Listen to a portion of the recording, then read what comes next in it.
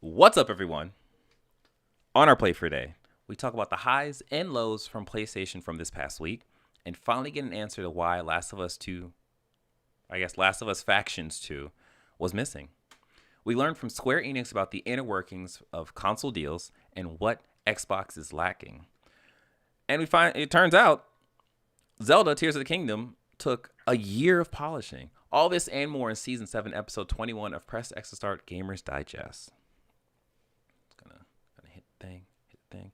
What's up, everyone? I'm your host, DJ, aka Sexy Bad Choices, aka I got me in my ear, aka all of us arise, Ravens.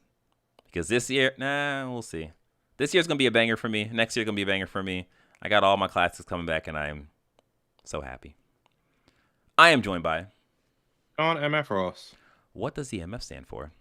Vengeance! We'll explain later. Yes. Perfect. Last up but not least up. Hey everyone, it's me, Avery. How you doing, Avery? Not it's here or there. Okay. It's complicated. Okay. Hopefully more here than there. All right. Now you know who we are. Press X to Start Gamers Digest is a video podcast that condenses the most important gaming news from this past week into an hour-long meal just for you. We are live on YouTube every Sunday at 3 p.m. Eastern Standard Time, the best standard time. What's up, YouTube? Let's get it going. Oh, actually, before we get it going, don't forget, you can support our services, our energies, by liking this video, subscribing to the channel, hit the notification bell. If you are listening, we'd greatly appreciate you leaving us a review on Apple Podcasts or the podcast service you are currently tuned in on. If you want, you can join our conversations at going to our Discord by joining at pressx2start.com/Discord. It's like the normal slash, not the reverse slash. It's like reverse flash, but it's a slash. Anyways. Don't be a loser. Now that we've got that done, we got it out of the way. You can hit all the stuff, do the things. Let's jump into the gaming news. Avery, what happened this week?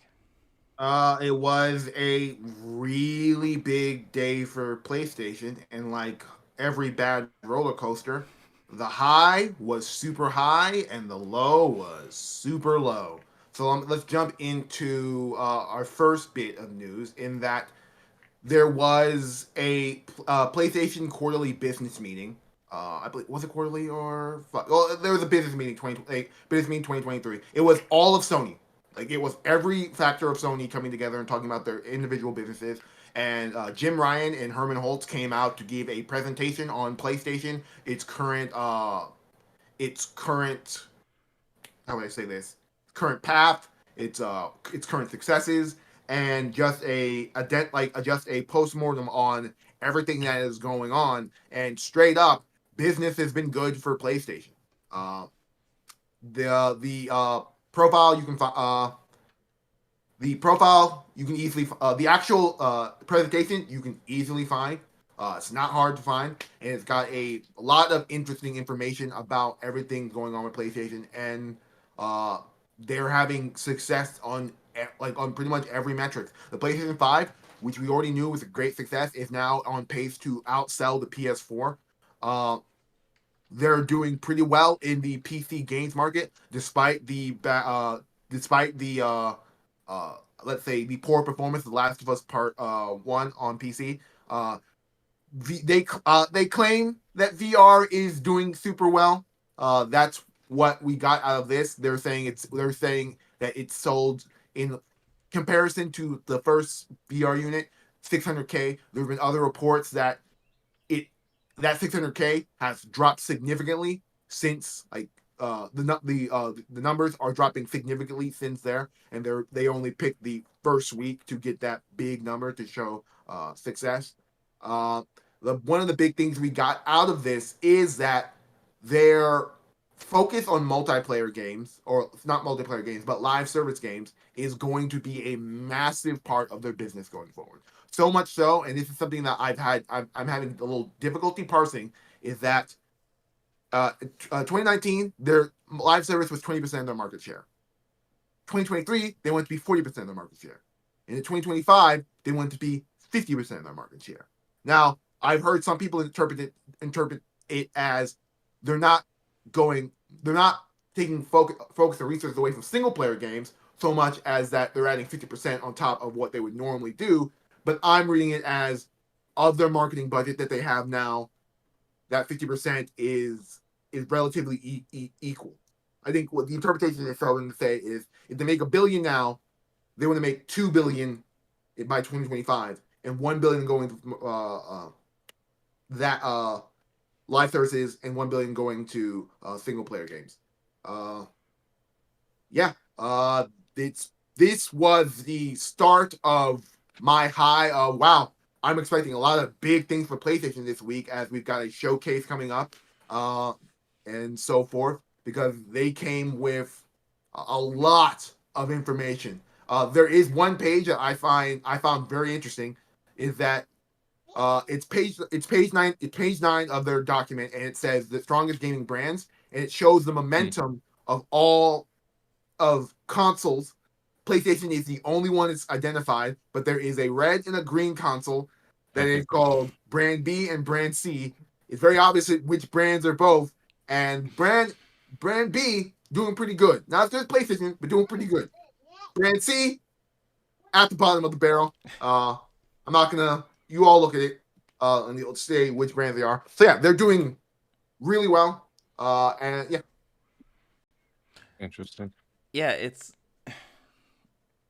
like looking back at last week, like this got us all hyped because just like, all right, well, PlayStation's doing good. They must have got something to show to like even reinforce this. So like, we were getting hyped over this whole showcase thing, over this showcase thing, expecting for greatness, but unfortunately, yeah.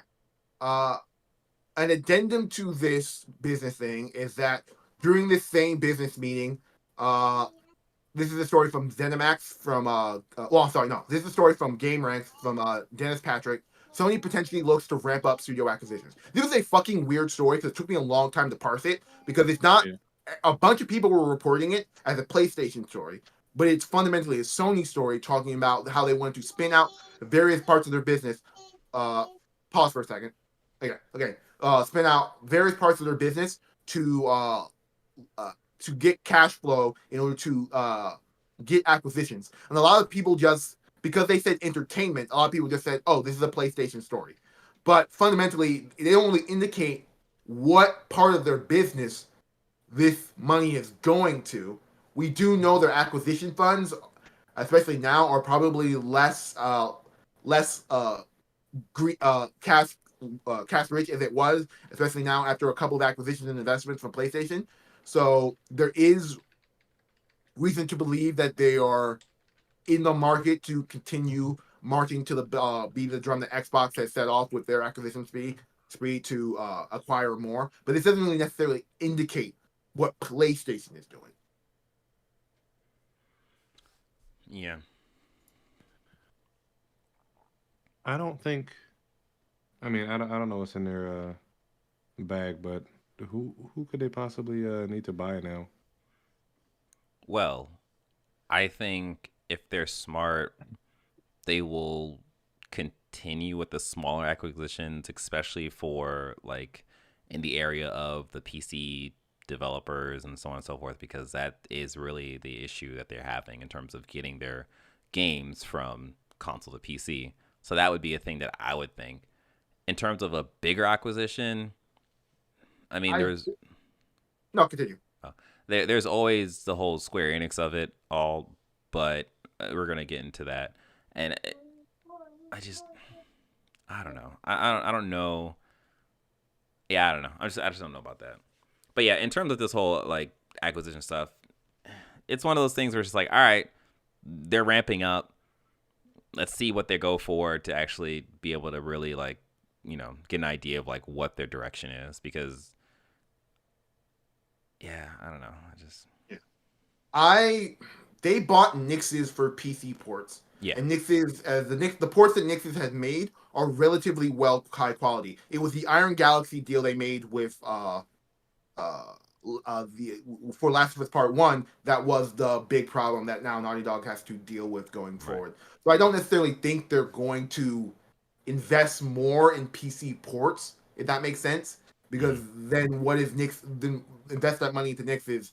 And there was also a report earlier where Jim Ryan pretty much said that for the most part, PlayStation first party games aren't going to come out day and date anyway, so they don't even need to really rush. Yeah, that's a good yeah, point. rush to have like multiple studios out there. The Square Enix of it all, I've been fucking singing this thing since fucking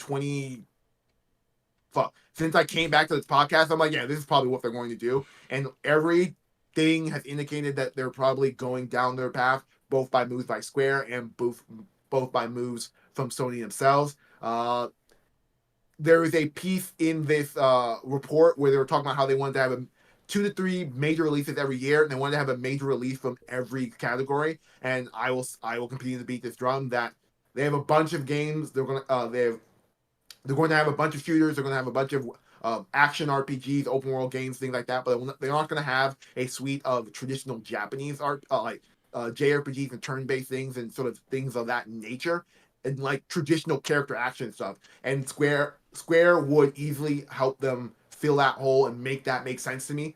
There's also the Capcom of it all, but I don't think that's gonna happen. I think Capcom has gotten to a place where like they are now too attractive as a multi-platform publisher to really have PlayStation put the money to it.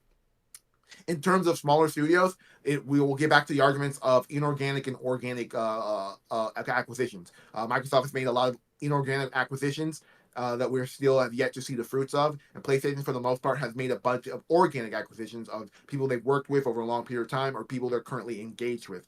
PlayStation's in a weird place right now, though, so we'll talk about that much later in regards to what is going to be the fruit of those acquisitions and whether that will burn them going forward. But yeah, I don't have any. I don't really have any.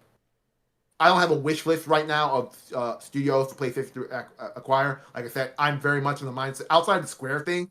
I'm very much in the mindset that I only give a shit about organic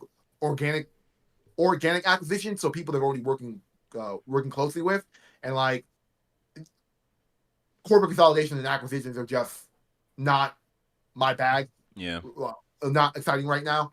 So like for me anyway, so like I'm not sitting here talking about like, oh man, they should buy Remedy. Like there's no long-standing relationship with Remedy, and while Remedy would bring games to them that I care about, I don't see the business of math to make that make sense. Yeah.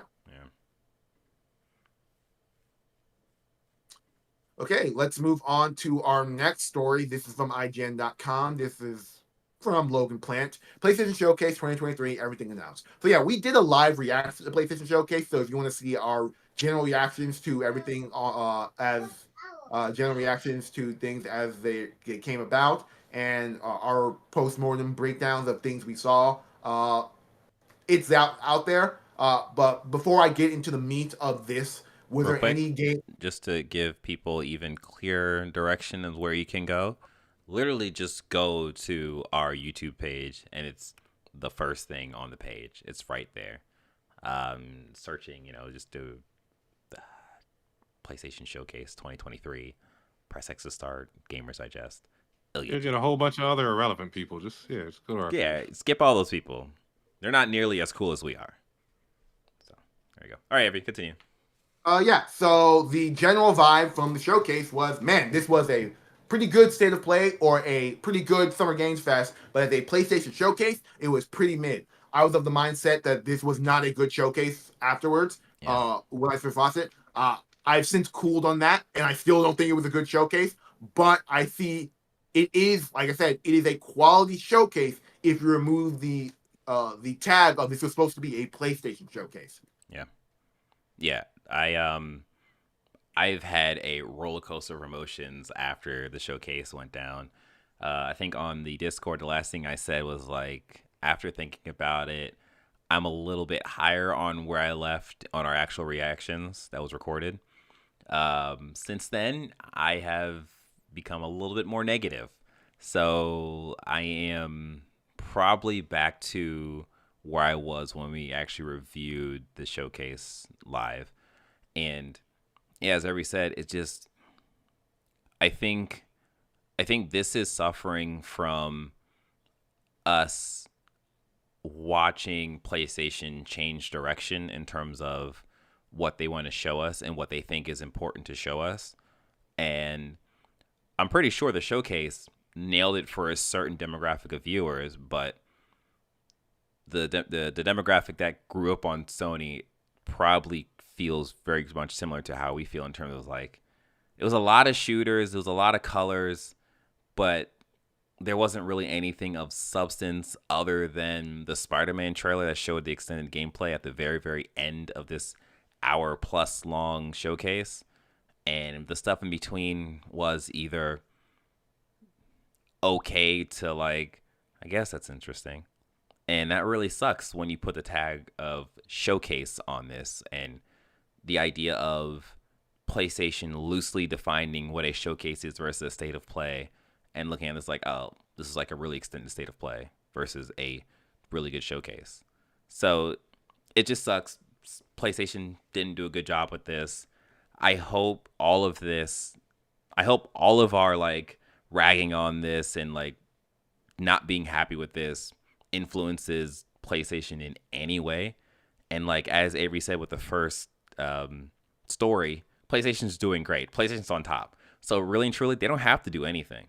And it kind of sucks. But there's also the other side of maybe this was just a rough showcase. Maybe PlayStation has more information on these games than we do. And these are actually going to be quality games when they release. Maybe. John? Yeah, go ahead. This didn't have to be a showcase. They could have just held it together or called it something else. How many This is like 4 state of plays. exclusives were there? Oh, no. How many exclusives were there? There are only 4. Well, of studios owned by Sony, there were only 3 showed up, and there were a total of 5 games that are like first-party exclusives shown, and there were at least 37 products reveals at that showcase. Yeah, I'm fine with them being multi-platform, but it didn't have to be a showcase. This is just like when Microsoft does those world premiere shits, but they're multi-platform. It's kind of annoying when they do that. Well, here's the thing. I generally liked it with this vibe, in that one of my big issues when people do the world premiere exclusive things is there's always a caveat. There's always, I need to go look up shit to make sure to see where this is going out afterwards. Here, for the most part, I was pretty clear on what everything's exclusivity was after this.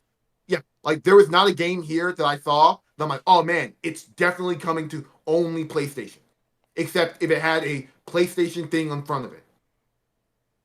Oh, I guess I didn't take it that way, because I just looked at like, oh, I guess the majorities are going to be some kind of console exclusive thing, and then the Xbox, their Twitter thing, and I was like, guess not. Well, other than like the games that I knew, like Dragon's Dogma, like I knew that's not going to be exclusive, and like the Phantom Blade Zero, I thought that wasn't going to be exclusive, so like it was confusing for me.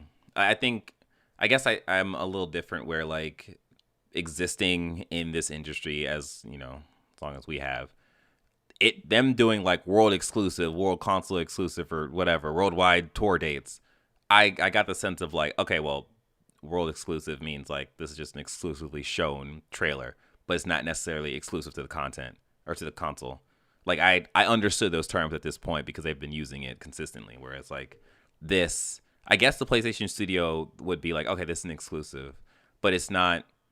I guess for me, it hasn't been used enough for me to look at it and understand it in that way. I just generally like. I think I was just generally.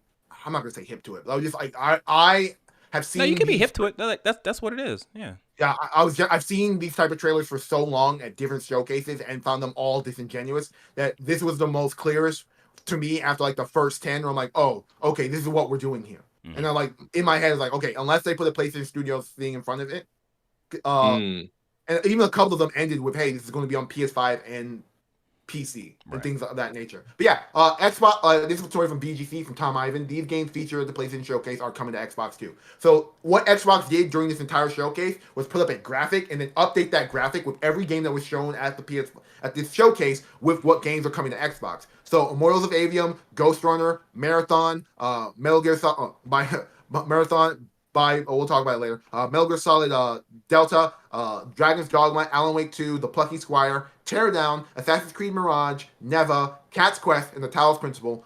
These 12 games are all coming to Xbox as well. So that got to the sort of weirdness of this showcase of like, oh man, you guys showed off 37 games, and then you only showed 4 first-party games that are coming to this console, and of those 4 that you showed, only one of them had gameplay.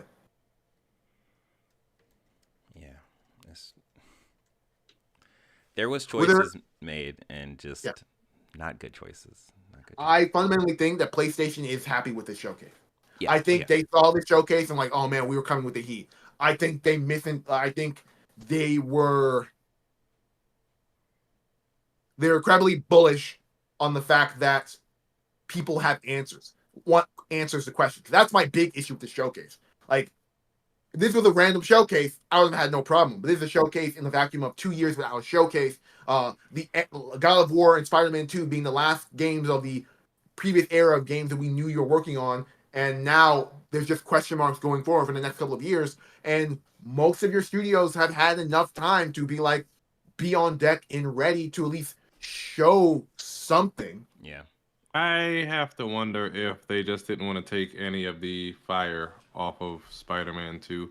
I hate people saying that they're holding something back, but we're this close to Spider-Man 2. I guess they didn't want to cause hype for too many other things. I don't know. What do you think? I don't think Sony is more prevalent to hold shit back to like allow their big guns to talk about, because like remember, we saw Spider-Man 2 like 2 years ago and they didn't talk about it even last year, and the only thing they wanted to talk about last year was God of War. That makes sense, but like the issue with that is like we knew Spider-Man was coming, we knew this game was coming. Now 2024, we don't know what's coming. We don't know what Bend is doing. We don't know what Naughty Dog is doing. We don't know what all of these studios within their network of the PlayStation Studios are doing. So there's literally nothing after Spider-Man to get hyped for the PlayStation as a PlayStation fan. But before we move on, were there any games that were highlights to you from this showcase? So actually, before we talk about that, I do want to interject on something. So this past week, because I follow a bunch of different other gaming podcasts, and just to get like a general consensus of like what everyone was talking about, how they felt about the showcase. Generally, everyone was of the same vibe of like, this was not a great showcase. I think the only podcast group that was higher than everyone else was What's Good Games, and they're generally like, a little lax in terms of like how they feel about things, especially when it's like really negative like this. But yeah, like it was actually pretty crazy to digest that, and like everyone just pretty much having the same issues of like, this just wasn't that great. I will say that one podcast, Jeff Grubb, he had a very different take, and like when he said it, I was like, that kind of makes sense. And it's like, this showcase, like generally when you have a PlayStation showcase, there is games that you look at, they're impressive to look at, and you understand that this is going to take X amount of time to get through. It's going to be a great experience, so you can move on to the next experience. Whereas a lot of the games shown at this showcase had the tinge of live service. And we all understand live service, that this is a game that you play and you spend all of your time. You're supposed to spend all of your time in this game, right? And to have that back to back to back, it's just like, you immediately look at things like, I'm not going to play that. It's live service. I'm definitely not going to play that. I'm not going to put my money in that. You jump to the next thing, you're like, no, this is also a shooter. This is a 3v3 shooter. I'm not going to play that. You jump to the next game, also a 3v3 shooter. I'm not going to play that. And it's just like back to back to back to that. And then on the flip side of it, you have the indie games, and we all understand how the general industry feels about indie games. It's like, that's cute, but like, are you really gonna spend your time with that? So it feels like, again, PlayStation has visually shifted their strategy, and then they show the one AAA single player game at the end to, like, I guess, pull that focus. But it just doesn't, the strategy doesn't feel good to all of us, essentially, which sucks. Yeah. I just did a little math, and as of the 37 things that were announced, taking out indie games in general, only 12 were not single player, but single players like experiences thing, which I get that read. And I think it's colored a lot by what Sony has been talking about the last couple weeks. But I do think that this is fundamentally what is giving everyone this vibe is that Sony showed off 4 games, and of those 4 games, only one of them was a single player experience, and that colors the entire vibe of everything, and it overshadows all the single player things that they did show off. But like, yeah, as I said, I don't want this is incredibly negative. Yeah. So shout out to all the people who say I was filleting PlayStation for the last couple of years. You've got you've got your wish, but. At what cost? They just had to wait one more week. Just one more week. Certain people don't understand that people have layers. And I can really like a PlayStation thing and really not like a PlayStation thing. It's like onions. I will reiterate this. I remember the early days of this podcast when it was me, the sole person on it, defending Xbox decisions. When everyone was like, they don't got no games. Fuck the Xbox. Yeah. But yeah, to get back to... Go ahead. Yeah. Go ahead. Yeah, everyone, what was a positive thing they took away and said, oh, this is really exciting for me? Sean, you want to go first? I guess just Metal Gear Solid Delta. It's unfortunate the way that Konami and Hideo Kojima parted ways, but I'm still excited to play Metal Gear Solid. I never played the first one. They're gonna remaster those or whatever the hell they're gonna do with those. I didn't play 5 just because it was not. I'm sure the gameplay was there, but I like the CGI cutscenes that Hideo Kojima loves so much. Yeah, they're there. It's just 5 is such a bigger game that the amount of cutscenes in 5 in comparison to 4 are overshadowed by the fact that there is 100 more hours of gameplay in between those cutscenes. I got you, but I mean, I'm just a fan of that. As you can see, I played Sons of Liberty or Guns of Liberty, whatever the hell it was called. I think it is Sons of Liberty. Guns of Liberty. Guns of Patriots, whatever. But I mean, Yakuza had that same vibe where I play some and I got a damn movie, in between playthings. So I mean, that's what I was looking for in order to get into 5. But I'm interested in Marathon. I mean, wait, was Marathon the extraction shooter or Fairgame? Yeah. Just to keep this moving quickly, we're just talking about one game. No, I will not, sir. Okay. Nah, go ahead. Go ahead. Avery, you can go. Alan Wake 2. Okay. I was not expecting to see this game here. I know fucking Remedy is making 15 games right now. I was not expecting to see Alan Wake ready for an October release. I generally enjoy Alan Wake 1. It's one of my as a dude who hates horror games, it was one of my favorite horror games I've ever played, and I'm genuinely excited to see this one. It looks so much like Resident Evil 4 that I'm even more stoked on it. I generally finally want to see the end of the story after they made a great game, gave it an insane cliffhanger, and then waited 10 years for Control to point out that, hey, man, everything we've ever done is because of this game, and now I can't wait for Alan Wake 2. Man, I really wish I had the balls to play horror games, but I just don't, man. Because Alan Wake 2, it looked really interesting. Play with the lights on, man. Huh?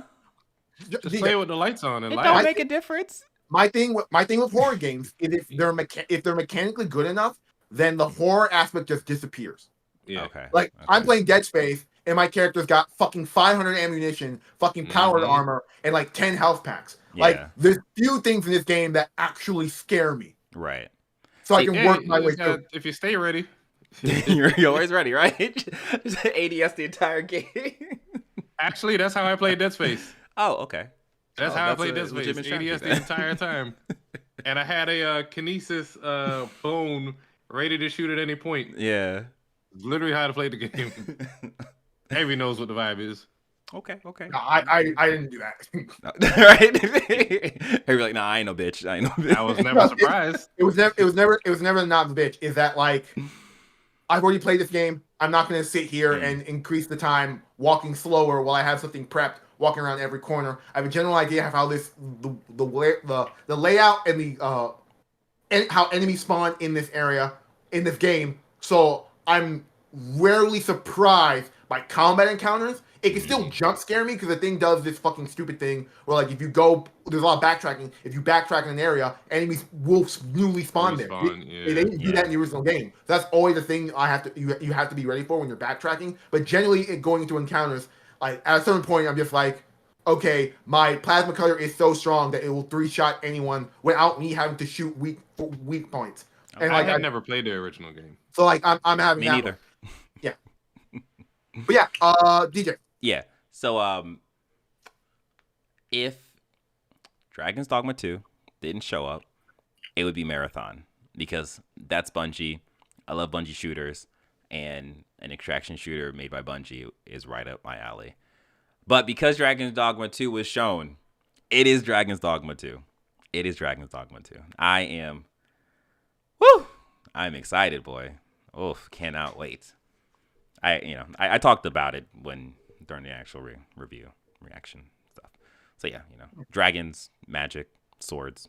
I will give Marathon a try, but I did not like Halo, and I barely like Destiny, so we'll see how that goes. Yeah, I don't have that problem. Moving on to our next thing is that speaking of Marathon was announced at the showcase. It is probably the most Alan Wake 2 is my thing I was most excited to see. Marathon was for me the highlight of this showcase. Is the idea that that trailer is slick as hell, looks great as hell, sounds great as hell, and is like I fundamentally think, and I'm not gonna litigate these arguments, that the best developers of first-person shooting is Bungie. And so if you're telling me I'm gonna get like OG Halo, current Destiny gunplay in another type of shooter, I'm down for it. I've played a little bit of extraction shooters, so like I'm generally down to see what this type of game is. In the slate of PlayStation multiplayer live service games, this is one of them that I'm willing on just pedigree of the studio, giving it a chance, even though it's probably not going to be my bag for the long term. But yeah, they showed off Marathon. There's The big thing about this. Go ahead. No, you continue. I was just gonna talk a little bit more about Marathon. Like, I would agree with about Bungie being like the best like FPS developer. The only thing that's holding me back is that I just love the customization that you have in Call of Duty, like Infinity Ward, specifically Infinity Ward. So like if they make this Marathon where like you can customize your gun, like that might take it over for me. Like that might be my thing. DJ spends more time customizing his gun than shooting it. I thought you were gonna say then looting. Yeah, that's a close second. The big takeaway, the most interesting thing about Marathon, and then finally the answer to the Xbox faithful who were upset of the Bungie acquisition, is that PlayStation and Bungie were speaking at their words, where they said, "Hey, yeah, Bungie has autonomy to publish wherever they really want. We bought them more so for their live service ingenuity than their IP ability, which is a plus for us." And so Marathon is going out on all platforms. Yeah. Bungie is really clear that's going out on all platforms. Whether this is going to be a $70 game, a $40 game, or a free-to-play game is beyond to be seen. But they have indicated that we're not going to probably see a lot of Marathon going forward. They're going dark after its announcement to focus on making the game. Which makes sense. And that's good that they actually stated that, so we're not like expecting it come next year. Like, oh, where's Marathon? Yeah. Like the other PlayStation studios that are. Yeah. Speaking of other PlayStation studios, Haven showed off their game, Fairgame, which is a 3v3 heist heist multiplayer live service shooter. This game looks so much fucking like Watch Dogs 2 to me that I had to remind myself that Jade Raymond is the creative lead in charge of this studio, and that's why it has giant Watch Dogs vibes, because Jade Raymond is at Ubisoft is responsible for the Assassin's Creed games and the Watch Dogs franchise as a whole, so it does share a lot of DNA into it. This is a game that had a really cool, slick CGI trailer with a really cool hip hop song in the background. But this is one of those games where, like, if this wasn't me having faith in Jade Raymond to at least make a game that I'm going to think is okay, I would have like, okay, there's nothing for me here. Yeah, I think I like the vibe and the aesthetic of this trailer. I even like the weird like impromptu shield thing that one of the characters made by picking up the like glass or something. Like that stuff looks cool. That stuff feels cool. I like design like that. But like I needed more out of this because Haven Studio is not a proven property. Like yeah, Jade Raymond's on it or in it, but I need a game to like understand like, oh, this is going to be quality. So looking at it was like, oh, this is cool. There's no actual gameplay for me to like get a better idea of. So it was one of those things where I'm cautiously optimistic for this game. John, how do you feel about it?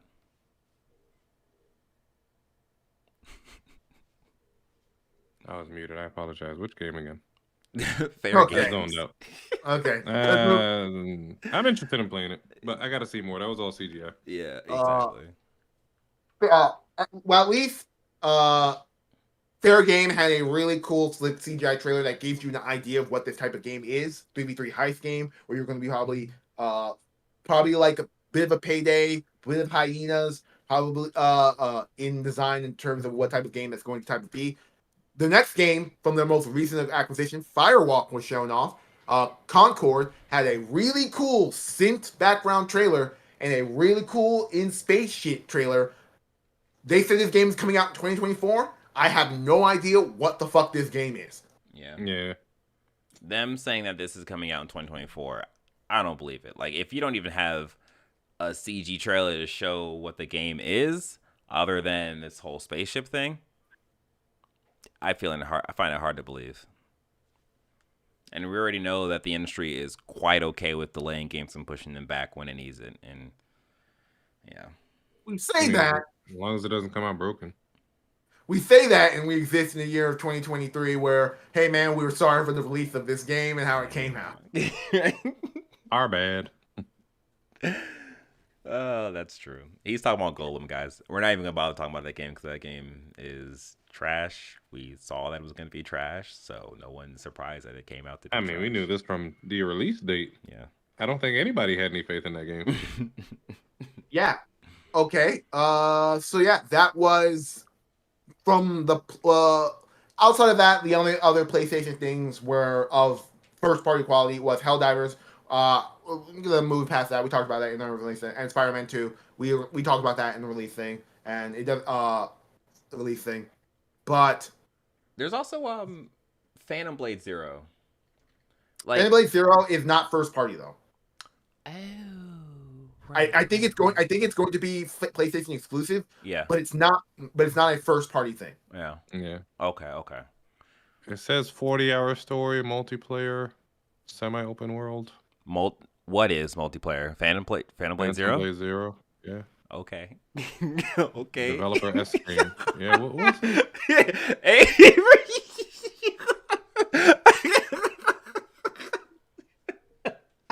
Nah, man, I'm like really conscious of time right now. Yeah, I get you. And then we just took an aside to Phantom Blade the game. I just made a point to exclude from this conversation for current for things afterwards. And now we just had a dissertation, but we brought it up. Yeah. Okay. So moving on. I'm sorry, I didn't know it was multiplayer. That is terrible. Is that to hear? Continue.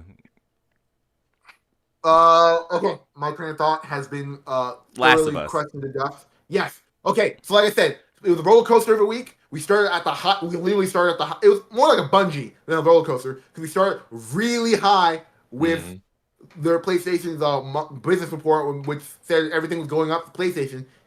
Got really low with the showcase in itself, And then we got the bombshell dropped by Jason Schreier of Bloomberg of Last of Us multiplayer video game faces setbacks at Sony. So Jason dropped a bombshell this week of, hey, Sony has essentially pulled back the, well, I'm gonna pull up this story. So this is from Andy Robinson from VGC. PlayStation is using Bungie to rigorously vet its upcoming live service games. So as we talked about previously, Bungie is real big part of PlayStation is to help with the live service and things. If Destiny 2 is still one of the most popular games in the world. Here are some Steam numbers I got recently. It is in the top 10 of Steam at about 1.3 million daily concurrence. So like Bungie, despite its the sort of how would I say this? Despite its falling off in terms of like the zeitgeist of video games, they made a strong live service game that is continually doing better than most live service games at the time. So PlayStation values their opinion. And we've seen the Bungie's hand beforehand when the Deviation game was apparently canceled and that team had to face layoffs because PlayStation pulled the plug on that. Well, Bungie came to the Naughty Dog team and took a look at Last of Us Factions and said that this was not up to par. In particular, I believe the exact quote was that we cannot find the fun in what you're making right now. So in response to Jason's bombshell, Naughty Dog was forced to come out with a message and say, hey guys, Last of Us Faction, as we all know it, is being postponed and delayed. No release date, so there's no real delay, but they're pushing it back in the public mind of where this game is coming back. And we are going to continue working on this game, but everyone be more excited for our next single-player game coming out. So, here's my thing, right? And this is kind of what I was trying to get at in our Discord chat. Like, Bungie made Destiny. Destiny is a really good first-person shooter live service game, right? It's hard for me to, I mean, I guess I can see it, but it's hard for me to see how those skills translate over to a third-person, over-your-shoulder live service shooter survivor game, you know? So for them to say, like, okay. No, here's the thing. We all came into the Last of Us Factions when they said, hey, we're not just making a simple multiplayer game. We're trying to infuse the Naughty Dog's player into this. Just pretty much assuming that, oh, this is going to be the Division with The Last of Us. But we all forget that the Division is just third-person Destiny. And that Destiny created a genre that is the only game in that genre successful right now. So I can fundamentally see if the Naughty Dog team, because my reading is that because they wanted to make a Destiny game without having the background to make a Destiny, like to take that undertaking and make it more of just our combat suite roll into PvP and to build a bigger game, that it probably just fell. I'm guessing it just fell apart under the weight of its ambition. And the Destiny team saw that and said, "Hey, this isn't really working in particular ways." PlayStation had, and I get that. I just, for them to be like, "Oh, it's hard to find the fun in that game," and in Last of Us, yeah, I look at that as like, well, I guess the combat isn't necessarily supposed to be fun. It's engaging, but like, you are essentially fighting for your life. You're throwing bricks at people. You're shanking people.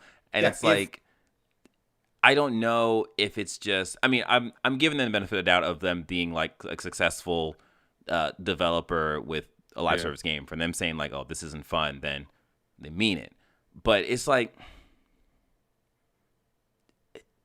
that's kind of how Last of Us is. It's brutal. It's violent. So we're looking at it from two different perspectives. Yeah, you're looking at it from like, oh, this is your Last of Us experience. It's going to be brooding and prodding. I'm looking at it from a live service perspective. That this isn't just the multiplayer fighting people versus people. It's the way the game engages you that they're saying it's not going to be What's fun. going to keep people playing this over a long period of time and spending money? Yeah. It's the okay. What am I doing in this? What am I doing in this world? Okay, how am I engaging with this world? Because if I'm on the mindset that the combat Last of Us 2 isn't fun, but that's because Last of Us isn't a fun game per se. It's really good and it's really engaging. Yeah, exactly. And I'm confident that they could take that gameplay and put it into another type of game and it'd be fine. But then you get into the world of, okay, what am I doing when I'm not shooting? How am I engaging with this world? What are the design elements? What are the vending elements? All these like live service aspects are supposed to fund into it, so this all makes sense. Because like what this sounds like a lot to me, and this is in reference is Redfall kind of, in that like people argue that the shooting and the combat in Redfall is really good. It's solid, but then there's the rest of the game around it that just drags it down. And so this could easily be one of those type of situations. Yeah, that's definitely possible. Yeah, it's just when I look at that quote, I guess I'm looking at it from the gameplay's perspective versus like the live service perspective. So it's just like, it's kind of the point of Last of Us. But yeah, I also really wanted to see this game because there was definitely a game that I wanted to play and a game that I know that we would all play together, and we'd have to drag Avery in, but he would also play together with us. Right, Avery? It depends. if this game is fundamentally like The Division, you guys won't be seeing me. I'll play this game by myself, and then you'll see me in the end game after I've given up because I don't want to grind.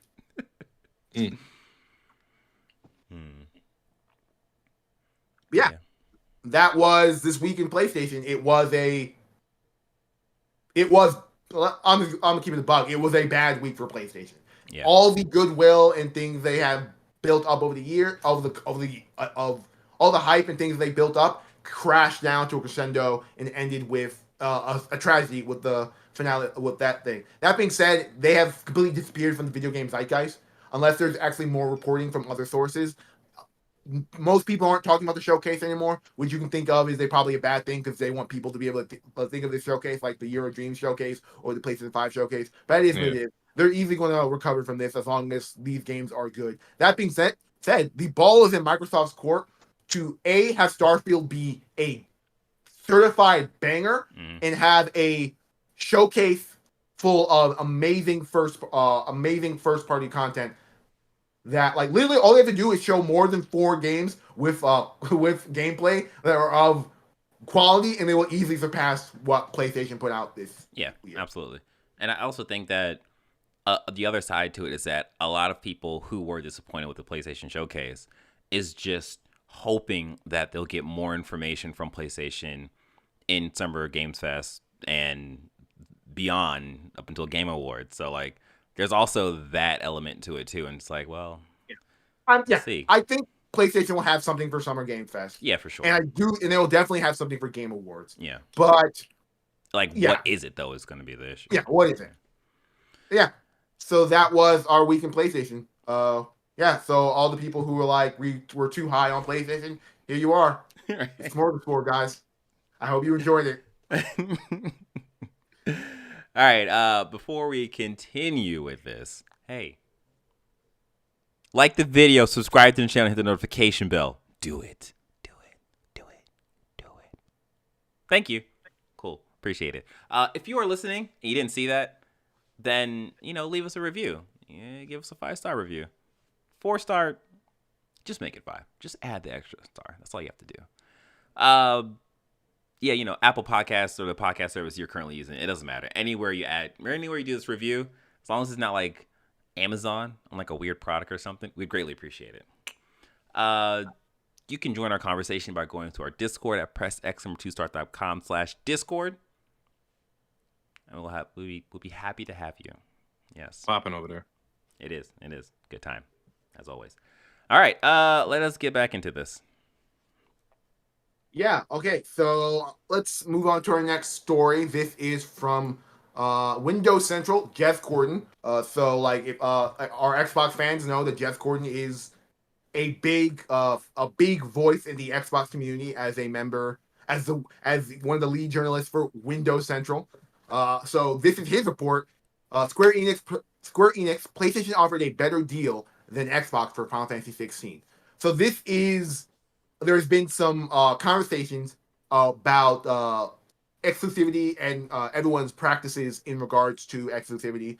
A lot of Xbox fans have been really upset about big third-party games getting exclusive deals at PlayStation and asking why is this happening. And Jez and a bunch of other journalists just reporting and found out the reason was PlayStation just offered a better deal. That the Final Fantasy team, Square, beyond their already strong relationship with PlayStation, apparently shopped Final Fantasy 16 around even to Xbox, and Xbox just did not provide them with a deal that made this make sense to them. And then PlayStation gave them a deal that made sense to them, as well as offered them developer support for this game so it would run well on PS5.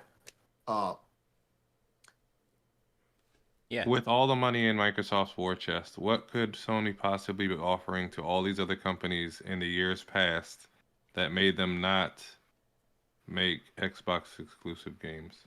I mean, I think a big part of it. Oh, go ahead, Avery. A big part of it is that specifically with a lot of these Japanese games, Xbox's penetration in Asia has just been poor. So like a lot of companies like the Atlas team and this Persona team, they just skipped Xbox not because of like any contracts with Sony, just because they just weren't sure that these games would sell well on an Xbox versus a PlayStation, and they just saved the development on that. And then to a second point, I've harped on this. We've had some arguments about this, but I do think Game Pass is a canary, and it is a opponent to the current trend of exclusivity deals.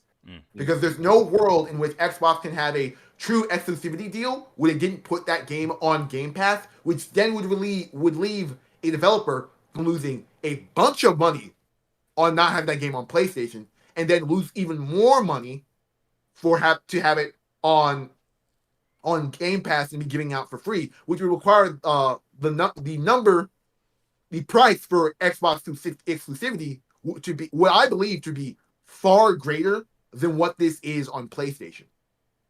I mean, they have the money to offer people that, the difference in money that they would have made on PlayStation that they would lose putting it on Xbox, they could cover that. I mean, there has to be something else. No, they can cover that. Well, actually, no, you're correct, because I think it all lies down to Game Pass and their current Game Pass model. I think there's also the side of that. PlayStation made this game exclusive. It wasn't originally going to be exclusive. Like, Square Enix was shopping around for a contract, essentially.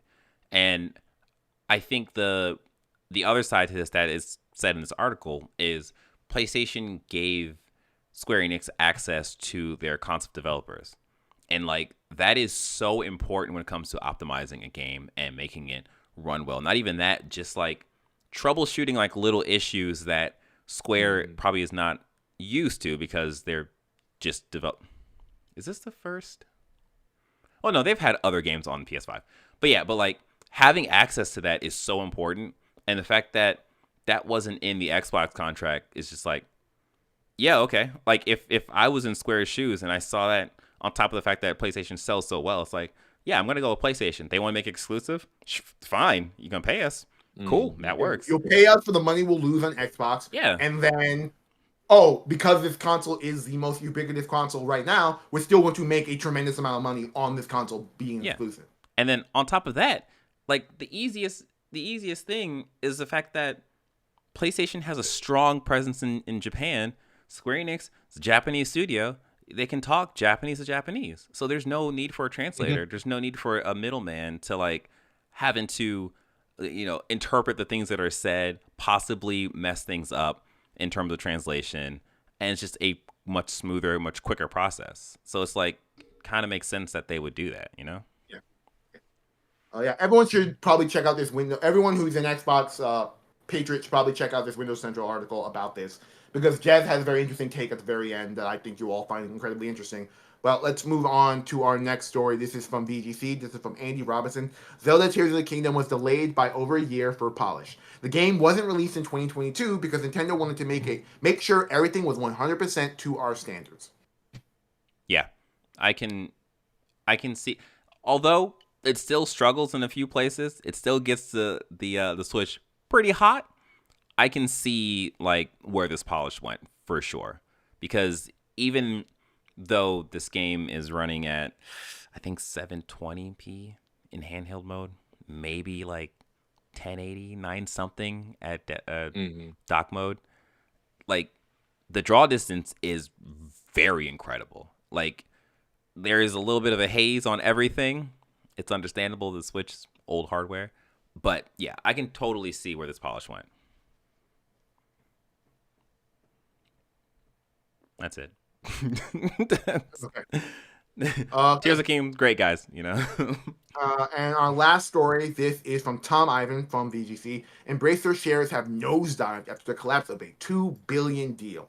So this was one of the most. If you thought PlayStation had a bad week, Embracer had an even worse week. I think this is probably a good week for earnings and business calls, because they were having a live stream business call in which the CEO of Embracer had to sort of come out hat in hand after apparently hours before this deal this conference went through, he had revealed that, hey, we had a $2 billion deal that just fell apart, and we had built a lot of our company around this $2 billion deal and what we could do with it.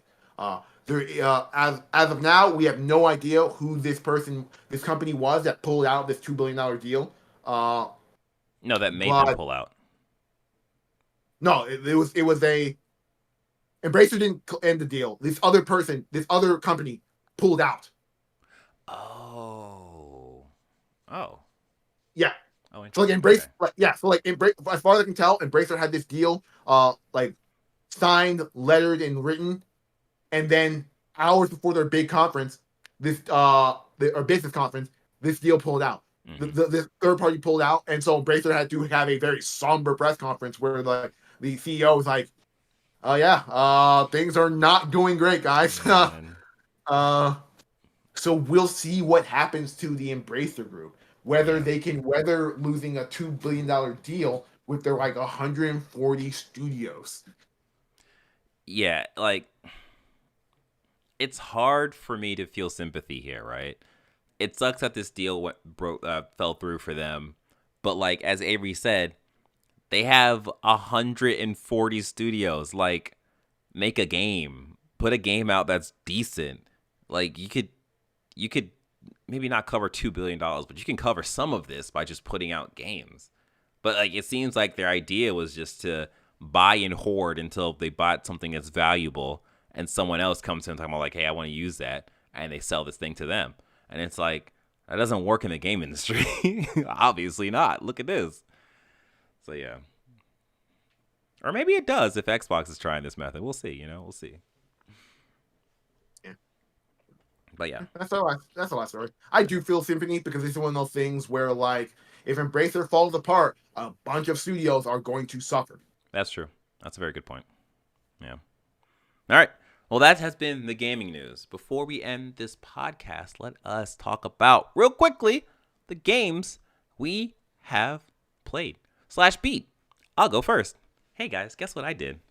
I beat Star Wars Jedi Survivor, and it's about like a 7.25 in its best parts, like a 6.5 in its worst parts. I didn't really have a good time playing this game, guys. I got through it. I guess spoilers. There are 2 very, very difficult fights at the very near end of this game that completely soured my experience with the rest of this game. I didn't do New Game Plus because at the time I was over it. I done deleted it from my console. It's gone. It's a memory now. Yeah. You can re-download it. Say what? You can re-download it. New Game Plus. I could, but I don't think my PlayStation will allow me to do it. It's something about my account. Like, it's a weird thing. I got to talk to Sony about it. We'll see. Yeah, I don't think I'm gonna be here for the third in the trilogy. I think I'm done. This game was going to be. Sounds like you're a quitter. You know what? If I had a pink slip around me, Sean, I'd present it. My 2 weeks. Put my 2 weeks. But yeah, like I was hoping that there would be lessons learned between Fallen Order and Survivor that would push me to like playing this game more. there was learnings from it.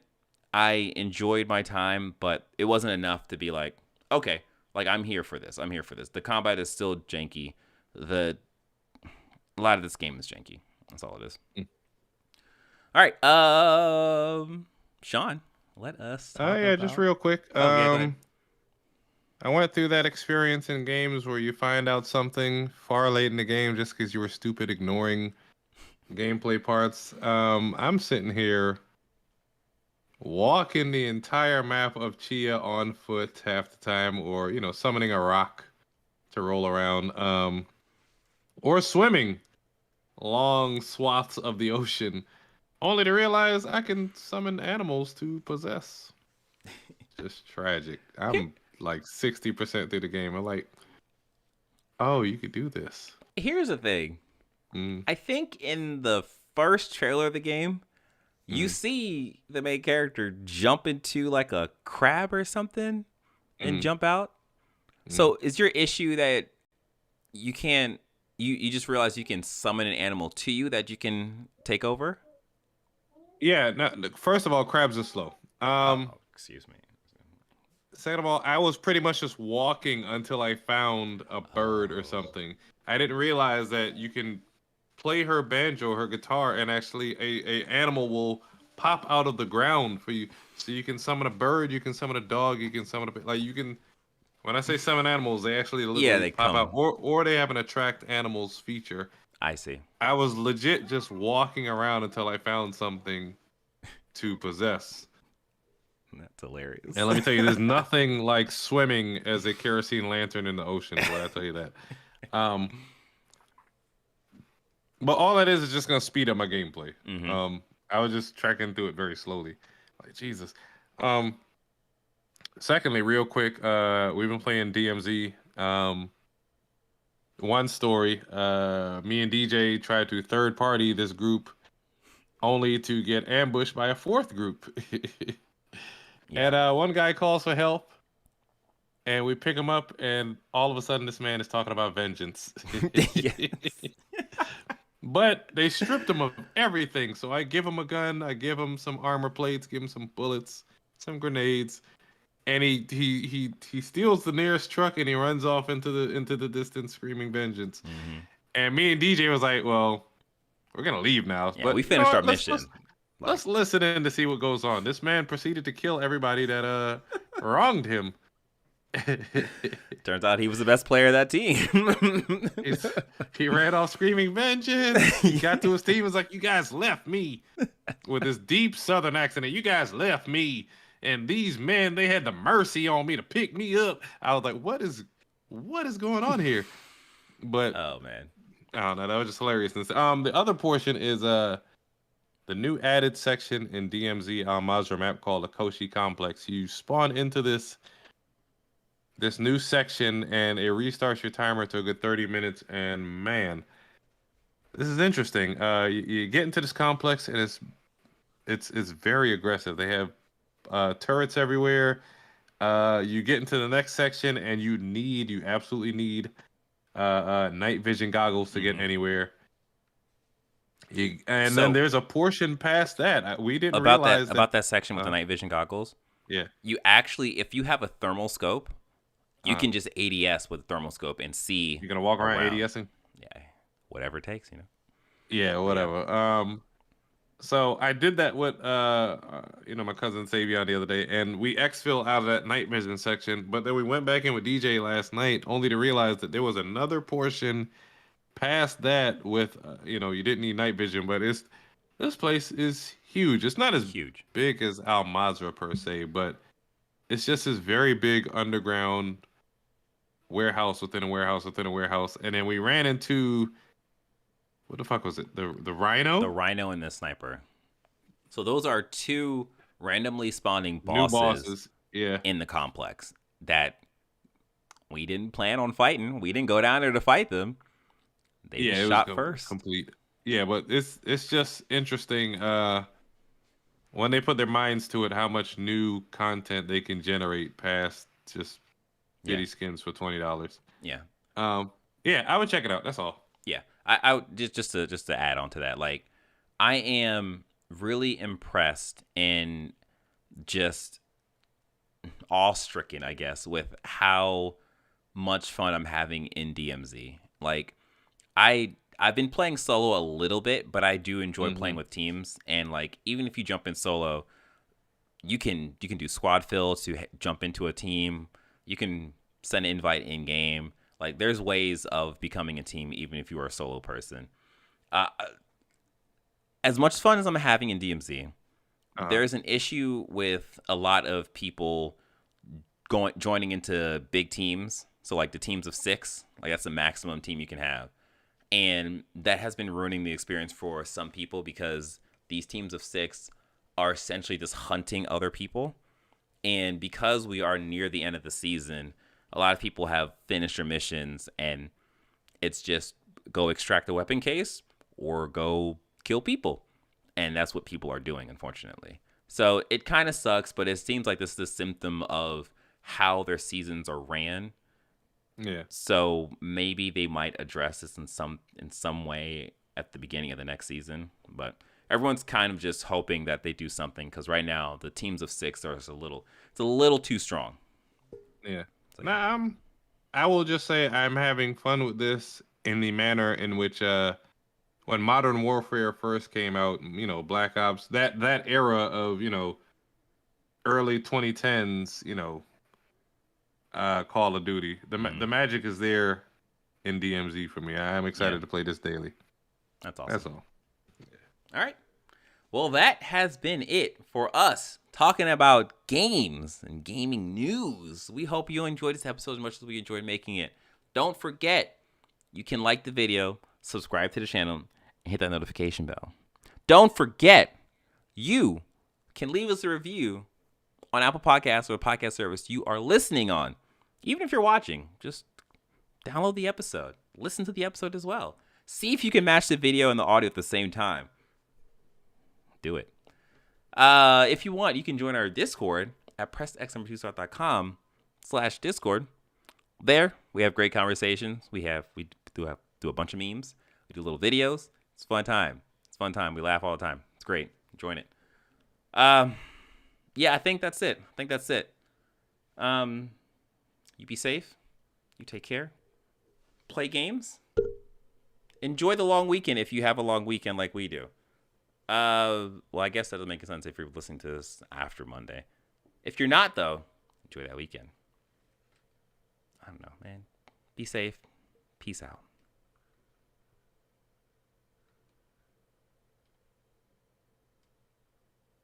This is episode 21. Yes, it is. Can you do something for me? I didn't switch over. Why didn't there we go. Damn. All right, let me go figure out the fuck to do it. Jay was calling me for showing us how.